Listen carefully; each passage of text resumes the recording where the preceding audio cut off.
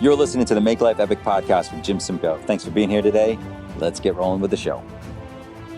Hey, everybody, welcome.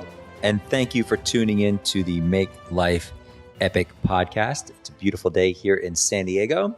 Let's get rolling. So today it's going to be a little bit different. I actually don't have a guest today. I've got some other things I want to talk about. And I've had a guest almost every other podcast, the last 4 or 5 podcasts. So I wanted to just change it up and just you guys would just listen to me today. So hopefully you dig it. And so let's get right into it. A couple of updates for you. As some of you know, I mentioned it before, my book is now out. It just sounds crazy even to say that out loud. Like, my book is just now out. So you can check it out at heroupthebook.com, heroupthebook.com. Hopefully it's something that you dig. I tried to write it and make it really raw and relatable and something that was applicable to just about anybody, no matter where you are in your life. And I think that if you're a listener to the show and you like the show, you probably love the book. So anyway, heroupthebook.com. I will leave it there and check it out and let me know what you think. Second thing I wanted to say is I wanted to thank Nancy Joe. She is a listener of the show, and she was nice enough to send me some feedback last week. And Nancy, I want to thank you for listening in. And I also want to tell you that I definitely listened to your feedback, and hopefully you'll notice in the show how your feedback has been put into play. Other than that, it's been gorgeous weather here in San Diego. It's a little bit warm. I've been trying to surf every day. I've gone surfing every day since July 9th. So something like, I think 20 days in a row right now. I've been trying to do this because I think there are a lot of lessons in the water for me personally. Both dealing with my fear of stingrays, they freak me out. And then also, not necessarily always being totally comfortable in big waves. So, but going in every day and being consistent about it has really made a difference in my life. And it's something that I yearn for now. So I know that as soon as I'm done doing this podcast and recording this podcast, because it's 10:30 in the morning on a Friday, I'm going to go to the water and jump in, get some waves and hop out. So along those lines, so what is this podcast about? This podcast is really about 10 or 11 life lessons that I've learned that I wanted to share with you. Because I really do believe that we learn every day, right? Like, so just going through your general life, there are tons of life lessons that you can learn from. And I think probably more important on this list is you'll be able to learn not just from my success, or successes that I've had or great things that have happened in my life, but you'll learn a lot from my failures and the things that I've really screwed up royally. So hopefully this won't get too embarrassing for me, but hopefully you can learn some of these lessons. And I tried to take these lessons and really make them sort of the uncommon lessons that we learn. Because obviously there are lessons like, hey, just work really hard and life will be great, or things like that. Those are just, look, you could throw a rock in Barnes & Noble and hit a self-help book that will say something like that. And it's just not like what I want to focus on. So the very first one that I want to start with is the life lesson is to take chances. So being able to take chances in your life and being willing to take chances. And I believe, in one sentence, your level of success is directly related to the calculated risks and the chances that you take. And I'll give you a really brief example. So when I met my wife, I met Kelly walking down the street in our condo development. I was walking my dog. My dog ran right over to her. She was just moving in, so she was at our trunk. Some of you have heard this story before. I know I mentioned it before. But basically, when we talked for about 5 minutes, and I was like, wow, that girl's super hot, super cool. She likes my dog. My dog likes her. I should ask her out. But I was like, when am I really ever going to see her again? Because this is a big complex. How am I going to run into her? So I took a chance. So a couple of days later, I wrote a note on the back of my business card. And I put some dumb joke that she never got and never understood. Years later, we still laugh about that. And I took a calculated risk and took a chance that saying, okay, I'm going to ask her out, see if she wants to go to dinner. And she's either going to say no. And if she says no, I'll just completely avoid her for the rest of my time there. And if she says yes, who knows what could happen. And so by taking that, that calculated risk, what ends up happening is I end up marrying the girl. And I'm still married to her. Coming up on 14 years in a couple of weeks. We've got, 2 daughters, 2 cats, 2 dogs, a fish, and a hamster. And we've got this, awesome life that we've created. So I think that lesson is to be able to take chances, take calculated risks. Like I'm not telling you to go bungee jumping without being attached to the bungee cord, right? But I am saying like, don't be afraid to take calculated risks and take some calculated chances in your life. You're going to fail a ton of times, and you're going to succeed a ton of times. I'll give you another example from high school. I had asked this girl to the sophomore semi-formal, and I still remember her name, Mary Ann Nolan. So we go to the semi-formal and have what I thought was a great time, even though my parents drove us to the semi-formal. There's an embarrassing fact about gym number 398, probably. And so as we're done with the formal, parents drive us back to her house. Wow. Even as I'm saying this story, it just is like making me cringe. It's so embarrassing. So I walk her to the door and I ask her and I say, hey, do you want to be my girlfriend? Or I said something like that. And so that was a big calculated chance on my side, right? Big risk I was taking, especially as a sophomore in high school. And she turned and she looked at me and she said, I don't know what I'm feeling right now, so no. So, arguably that's one of the more embarrassing moments in my life, and I was crushed and I just felt horrible. But I got to say, I'm kind of glad I took the chance because if nothing else, I knew where I stood with her. And because she didn't go to my high school, she didn't go to LaSalle, I didn't have to worry about running into her that often. So it was worth the risk. And so I basically stumbled and said something stupid and then walked away. And I'm almost positive I never saw her again. So, but you can learn from that failure in the sense that like, at least I took the risk on that. All right, moving on. Lesson number 2, don't be oblivious. Okay. So here's what I mean by this in one sentence. Be aware of what's going on around you. You don't live in a vacuum, so be aware of what's going on you. And I'll give you another example. When I was in Los Angeles, is another example. This is a dating example. God, why a lot of my examples are my dating life from 1,000 years ago. So 1,000 years ago, when I lived in Los Angeles in the early 90s, I was dating this girl from work. And I found out from her and dating with her that she was not attracted to guys and was really attracted to women. And I sort of put that aside because I worked with her. I was super arrogant and cocky at the time.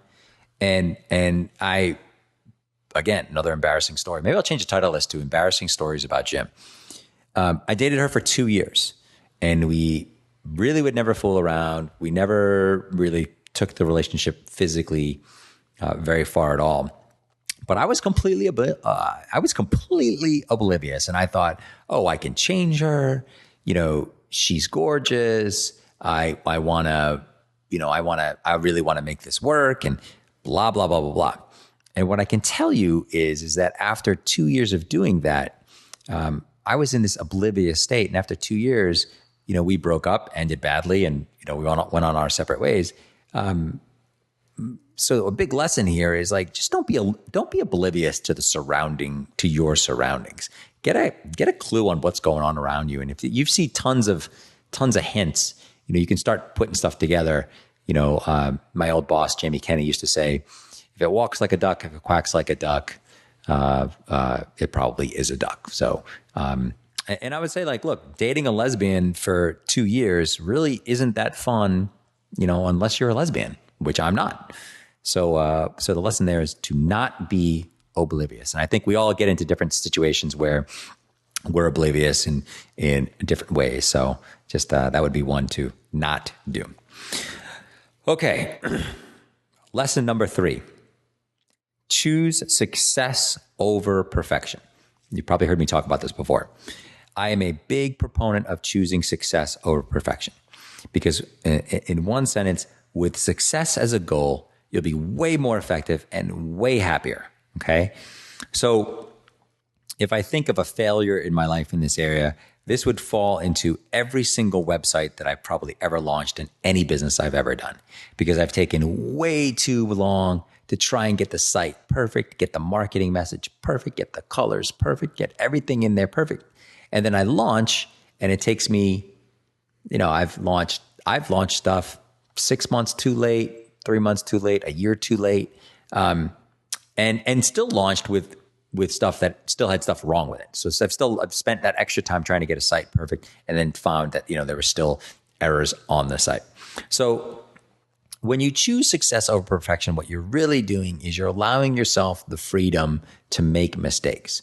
And that allows you to go faster and to take action in other areas where maybe you wouldn't take action so fast. So always choose success over perfection. Now, here's another, I would say, an example from my life that I've been successful in that the gym clothes in my trunk, in the trunk of my car, right?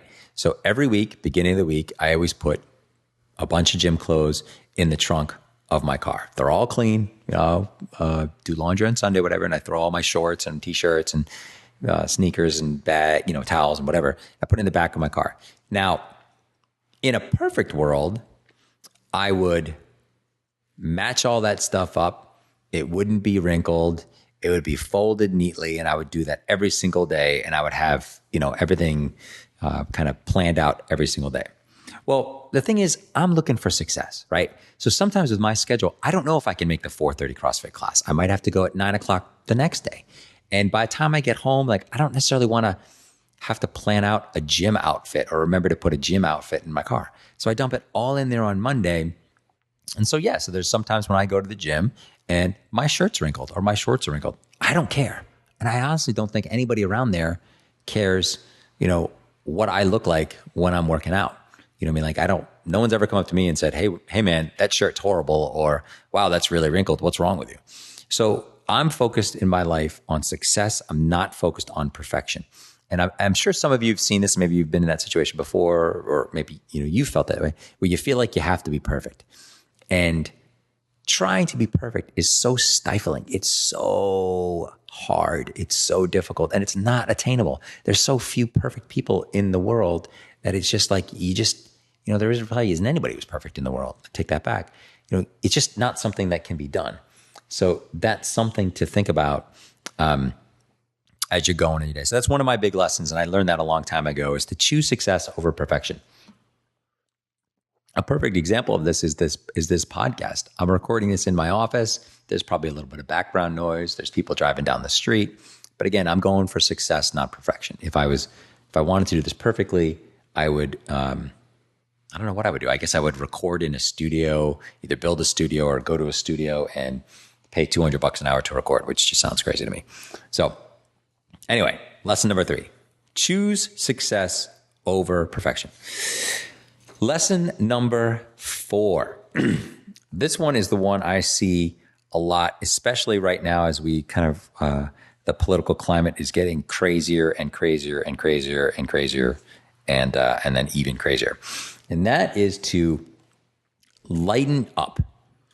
Like if you want, and in one sentence, if you want a happy life, try not to take too many things too seriously, especially yourself. Okay. So I know that in my own personal life, in my career, when I was early in my career, I was a really hard driver, and I took everything really seriously. If someone was 2 minutes late for a meeting, if someone didn't do a report perfectly, I took it all really, really serious. And that relayed over to working out or running marathons or playing sports. Like every game that I played was like the end all be all. I took everything so seriously, and it was really, really stressful, like really, really, really stressful. And it was miserable. It was miserable and stressful. So what I learned was that just not to take myself too seriously, and not to take a lot of what happens in your sort of day-to-day life too seriously. So, and because of that, I've, for different companies that I've worked for, I've allowed my teams to, push me into fountains when we were filming something. My daughters wanted to run a race locally in town where people get dressed up. So I've dressed up in drag. I've dressed up in a Buzz Lightyear costume. I've dressed up in my Elvis costume numerous times for different things, because I just don't take myself that seriously. There's no need to. Life is supposed to be fun. Like we're supposed to be here on the earth having fun. And lightening up is a big piece of that. There's no reason to take yourself that seriously. And really at the end of the day, like, I just don't care if I look that stupid. And I would tell you that that's a very freeing feeling to feel. When you're not really worried about how you look, I think people will resonate with that. And it just gives you a little bit more freedom. So I would just say lighten up. Let's lighten up and let's not take things too seriously, except for the things we absolutely need to. And the corollary to this is like, I always think of like, 90% of things that happen in my life, I just shouldn't take too seriously.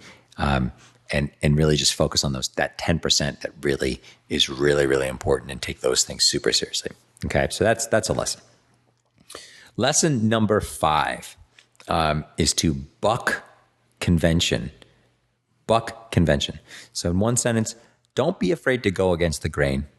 Really the best people in history always have, right? Rosa Parks sitting on the front of the bus, Einstein, Michael Jordan, you name it. They've all bucked history. Oprah. They've all bucked convention. And I think one of the biggest things that we all get into where we fail in this is we're always just trying to fit in, and we're trying to be like, look the right way, or wear the Lululemon shorts and the Lululemon top when we go to get coffee, or have like the Patagonia hat on or whatever. And this is more of a Southern California thing that I see around here. And so we're all trying to fit in. It's just like high school, right? Remember high school? And like everyone tried to fit in. You had to find out where your clique was. Like, in our school, it was like either you were a preppy kid or you were a Guido. And those were really the two groups of kids in our high school. And I think a big failure for me in high school was that I tried so hard to fit in, because I was having such crazy times happening with what was happening in my childhood with my, being sexually abused and what have you, that, I tried so hard to fit in, and it was, it's just hard. And then, what you realize later on in life is that bucking convention is a good thing, and that you don't always have to follow the crowd. You don't always have to follow the map. You can go out and do your own thing. And I think one of the biggest successes in my life around this area was that when I had a real estate offer from a private equity company out of New Zealand to start a green company in America, they gave me a huge amount of money and put a team together. And, we were doing this. And after 4 or 5 months of working with them, I realized that I didn't want to work with them, because they were, our values and how we wanted to treat people were just totally different. They were a huge company. They didn't care about squashing the little guy. And I've sort of been always, a proponent of the little guy and the proponent of the underdog. So I just wasn't able to do what they wanted me to do. And typical convention would have said, look, you're going to work with them for 2 years. You're probably going to make $1 million if you do it. You're making $200,000 a year working for them. So just shut up, suck it up, work for them, and don't worry about it. And I didn't do that. I actually bucked convention, and I told them, look, I don't want to work with you anymore. I gave them back, the $15 million that they had given us, and I quit. And I went from making $200,000 a year with, a $1.5 million upside to making zero right after that and starting my own thing. So I think it's okay to buck convention. I was way happier after doing that than I was before. So I think it's something that is important to do, is to buck convention. Okay. Lesson number 6, excuse me. I should probably edit that out, but I probably won't. But lesson number 6 is to choose to inspire. Okay. So here's what I mean by this. You will get your way more often if you choose to inspire people rather than threaten them. And so I'm going to give you 2 examples of previous bosses I've had in my life. The first one, David Chang, LA Cellular, in the early 90s. He was my direct boss. I was working in outside sales for LA Cellular. So at the time, in the early 90s, mobile phone, not everybody had a mobile phone. Not everybody had a cell phone. So I was selling those to businesses and to whoever. My boss, David Chang, did not like me at all. He just was not a fan of me. And quite honestly, I don't know why. I really don't. I mean, I really don't. But he just didn't like me. I was in his office all the time, and I was arguably either the top performer or in the top 2 performers on his team, always exceeding my quota every month. And he just didn't like me. I don't think he liked the fact that I went surfing in the afternoon after I was done with work. There's just nothing about me that he liked. So he would come in, he would bring me into his office and try and use sort of tacit threats of, well, if you're not happy here, Jim, your talents could be used elsewise. I don't know if we're going to have room for you in the future. And like on a team of 12 people, when I'm number 1 or number 2, it's kind of laughable that this dude was telling me this, right? Like he just was just not, he was using these tacit threats to try and push me out of the company. And so when something bad finally happened with him and he ended up getting fired, no one really came to his defense because most of the people on our team really felt the same way about the guy. And I got to say, like, that's a failure because like he could have chosen to inspire me. I mean, at the time I was very impressionable and he could have taken me under his wing. He could have treated me a lot better and he probably would have gotten even more performance out of me. But the way he treated me, I was kind of like, you know what, I'm going to hit my quota and that's it. And then I'm going to go and that's all I'm going to do because I have no interest in helping this guy further his career. You combine that with, or contrast that, not combine, you contrast that with my boss at Career Builder. When I worked at Career Builder, I worked for this wonderful woman named Jamie Kenny, who was just awesome. She was just fantastic. She runs her own company now called Proactivate, and she's the owner, but she was my sales director when I was there. I had a sales team under me and she was my direct manager. And she just inspired me to do my best.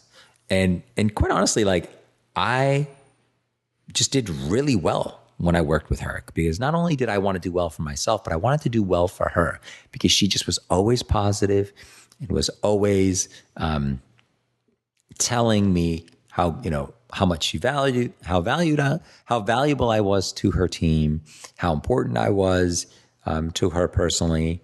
And she just inspired me so much that I would have run through a wall for that woman. She was just, fantastic. And even when I quit Career Builder, she was the first person I called. I told her why I was going to go on my own and everything else. And she was completely supportive of it. And, we're still Facebook friends. I never see her. We talk occasionally, message occasionally, but I love her, man. She's just awesome. And I will always have that feeling about Jamie Kenny. And she's, and there's also no surprise that she was extremely successful in her career because she was, able to take people like me, really inspire them, really get the best out of them. And that helped her with her career. So I think that's the lesson here is to really, when you're working with other people, whether they work for you or you work with them or it's your boss, choose to inspire. Don't go for threats. Don't go towards fear. Open your heart and choose to inspire. Okay, so that's the lesson. Lesson number 7.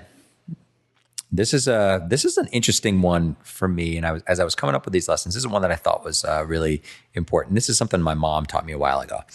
And it might not be obvious, but the lesson is to put time limits on bad stuff. Okay, so put time limits on bad stuff.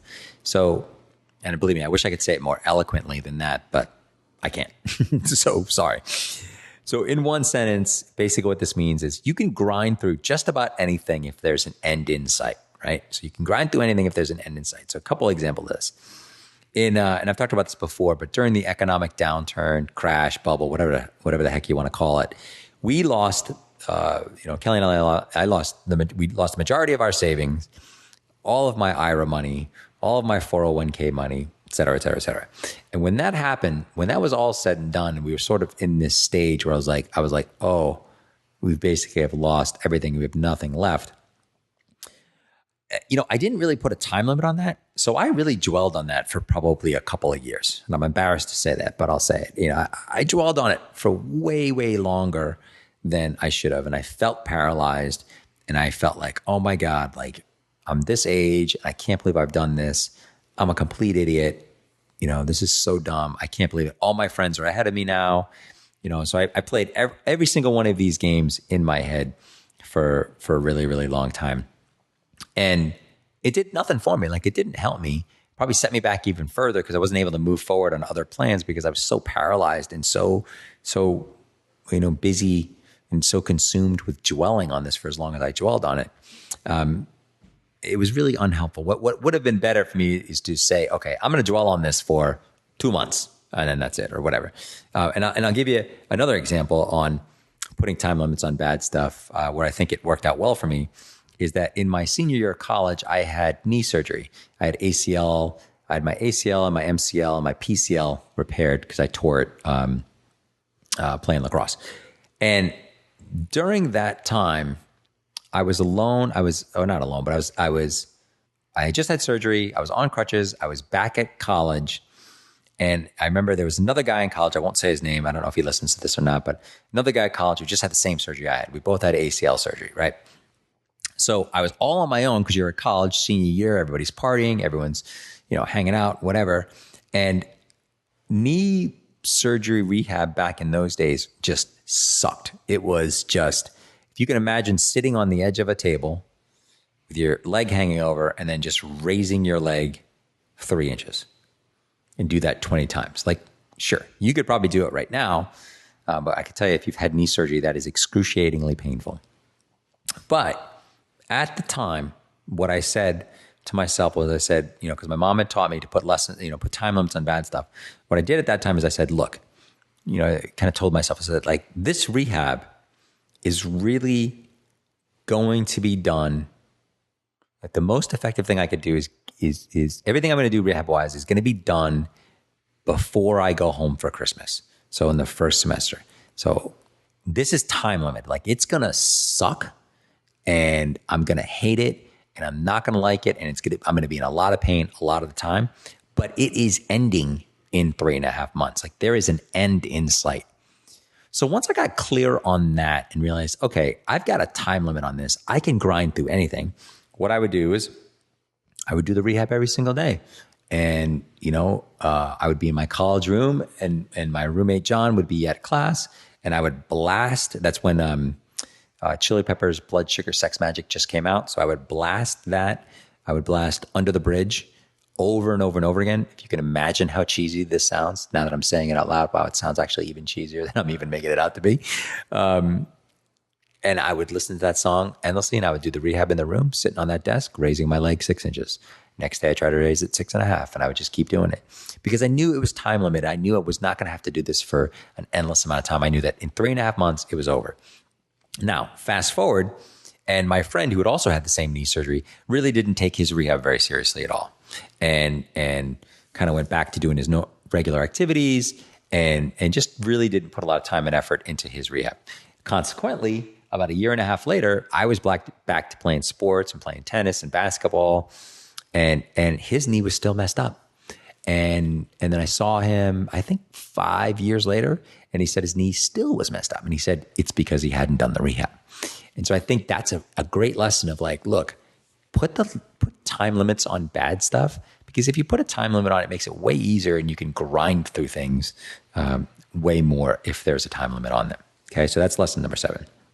Okay, lesson number 8 is being scared is okay, but don't be intimidated. Okay, so what I mean by this is, like, fear is a natural emotion. Intimidation is something that someone does to you, and usually a bully or someone who is, whether they're actively trying to be a bully or they're subconsciously being a bully, they're being a bully. So if I go out to the beach and I see 25-foot waves, right, I'm going to be scared out of my mind. Because I do not want to surf 25-foot waves. Man, I don't even want to surf 5-foot waves. I want to surf like 2-foot rollers that I can nose ride on. So, but being scared is a natural reaction. That's okay. It's when you get intimidated by something, because that's something that someone is doing to you, and that's something that you're accepting. And so what I'm saying here is to not accept the intimidation. Okay. So here's a couple examples. So I'll tell you, I'm going to give you a success, and then I'm going to give you probably one of my biggest, sort of most embarrassing failures. My success is that when I first got into green living consulting and green consulting in general, I was really scared, but I gave a speech at Sola Yoga in Encinitas. It's a great yoga center. It's so much more than a yoga place, and it's run by a wonderful couple named Tom and Trish Kelly, who have been lifelong friends of us, and they're just awesome. If you ever get a chance, side note, if you're in San Diego and Encinitas, go to Sola Yoga. Is a magical place. But anyway, they were open to me giving a speech to a small group, and so I gave a speech on green living, and I was scared out of my mind because it was like, I'm the weird guy in 2006 who thinks green living is like important. No one else thinks it is. Like, I mean, everybody thinks it is now, but back then, no one thought that was important. No one even knew what the heck it was. So I gave the speech. It went well, whatever. So that was a success because I really feel like even though I was scared, I was able to push through. So that's the success. Here's the failure. This actually comes from college and playing lacrosse. So in high school, I was recruited along with my friend Greg Semino to play college lacrosse at Manhattanville College. And in our freshman year of playing, for spring training, we used to come to San Diego. And so we were in San Diego. The whole team was in San Diego. Sorry, I'm getting a drink of water there. The whole team would go to San Diego and we would play. And at the time, I'm a freshman. So I'm still like a little scared about my surroundings, knowing where I'm going to be on the team and, where's the natural fit. And I always played attack in high school. So attack is the position where it's kind of like the front line when you score goals. And that's what I was planning on playing in college. And so I still remember this. We're sitting in a hotel room in college, and it's me, a couple other guys, and there was this guy named Ryan who I was a freshman. I want to say he was a junior. So he was asking me, he's like, what position are you going out for? And I told him, I said, I'm going out for attack. And he basically said that he was also going out for attack. And I probably wouldn't have much of a chance, because he had been there for a couple of years. And when he said that, I was like, oh, okay. Well, like if he's going to be starting attack, then I'm not going to try out for attack. I'll try out for midfielder instead. And I remember feeling really intimidated by that because I really wanted to play attack, but this guy was basically telling me that he was going to be starting attack and, what have you. To me, that's one of the biggest failures of my life, because by me by me accepting his intimidation, here's what ended up happening. I ended up playing midfield, which I really, it was okay, but it wasn't nearly as much fun as attack was. And I probably wasn't as good in college that I could have been had I played attack. So instead of challenging him and saying like, yep, great that you're going out for attack, I'm going out for attack too. We'll just see who wins and see who is the better out of us. I really bucked to his intimidation, and I changed my position. And it's one of my biggest regrets.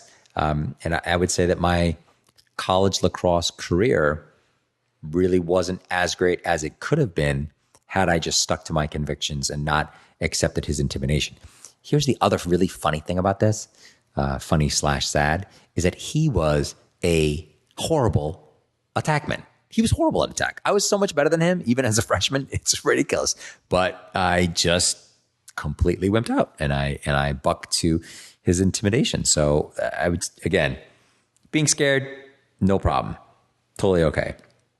Don't be intimidated. There's no reason to be intimidated.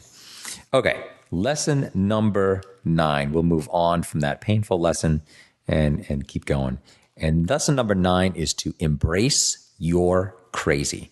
Okay, so embrace your crazy. So in one sentence, get used to being weird, because we all are. If you're not weird in some way, then that's really too bad, because it's really a shame. And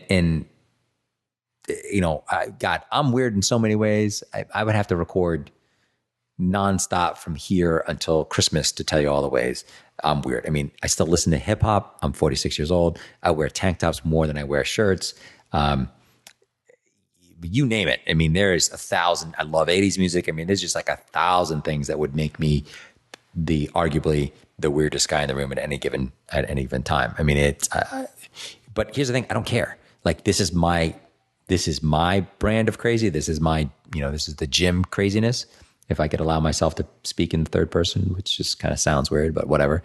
So get used to being weird. So because the failure in this would be someone who has these, sort of hidden weirdness and never lets it out and never lets the world to see. So I think of like a guy who's like hardcore Star Wars fanatic and collects the figurines and reads all the books and knows all that.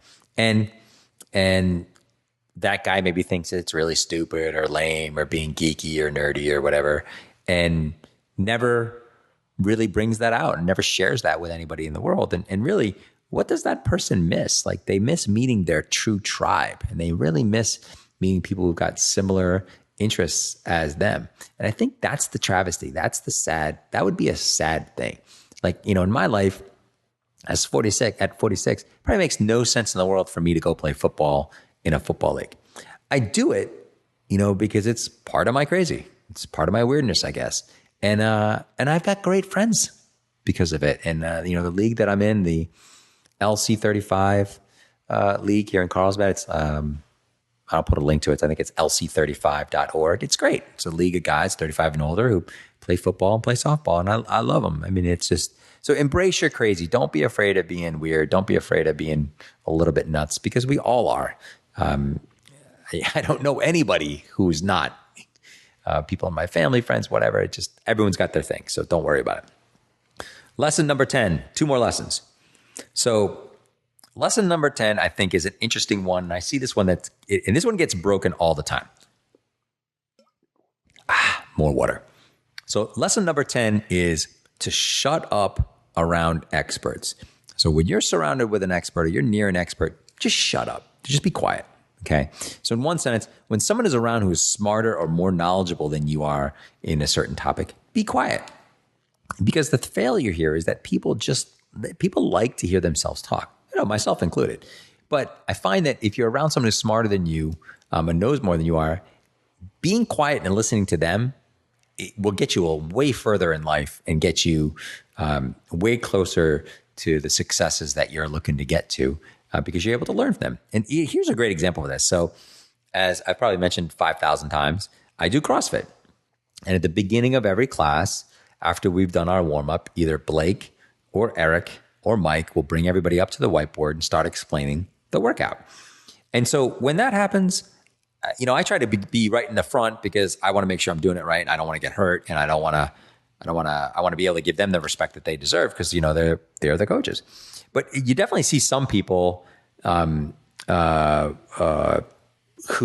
kind of hang back, and maybe they're talking to themselves, and you know, I don't see this that much anymore, but, you know, I would say about a year ago we saw this a lot.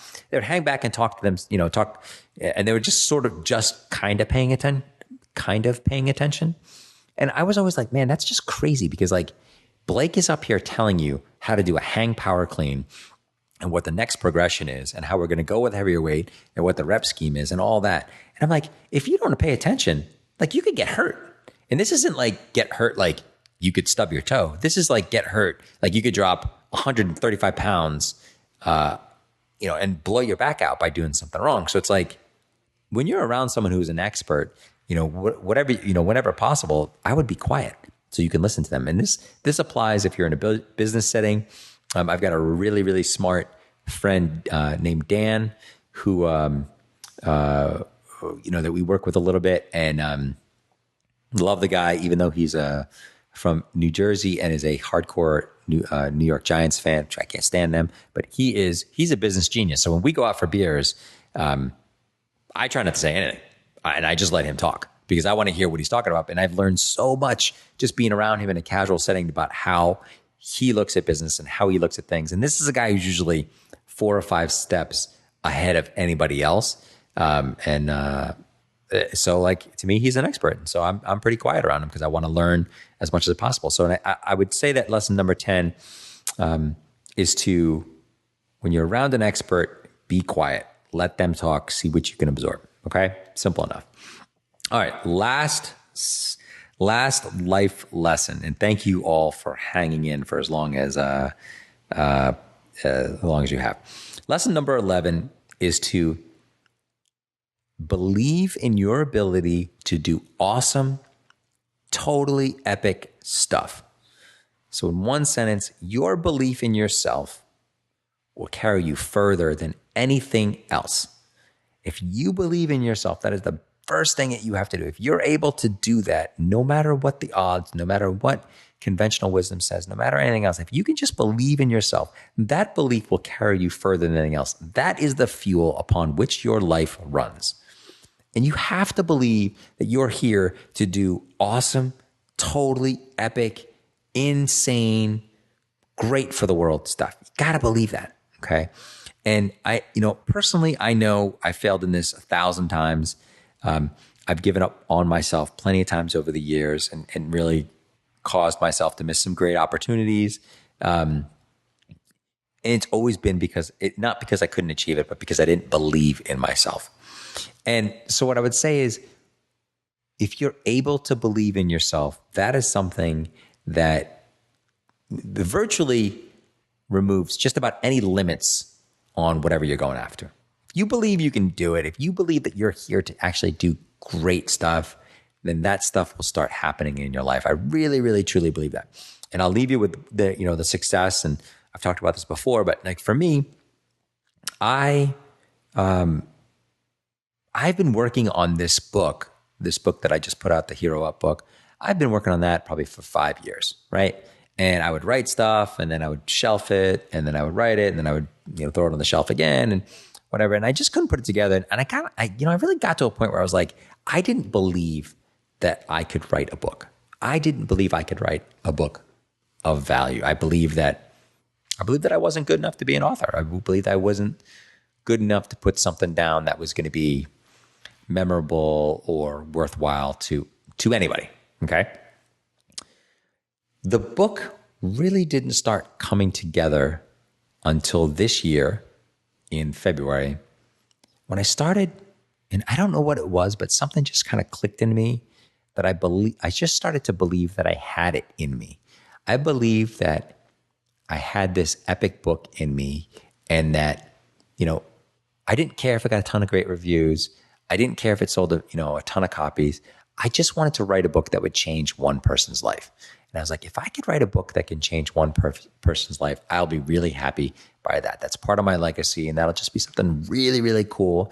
And it's going to be a great example for my daughters. They'll be like, wow, our dad wrote a book. That's pretty cool. And it allows them to believe that they can do great stuff. And until I got to that point, until I thought that I could really help someone with a book, it just wasn't going anywhere. And once I started believing that, and I believe in that intrinsically in my heart, that was February. We're in July now. I published it July 8th. So what's that? March, April, May, June, July. So that's 5 months. So in 5 months, I finished the book, proofread it, organized it, formatted it, had it edited.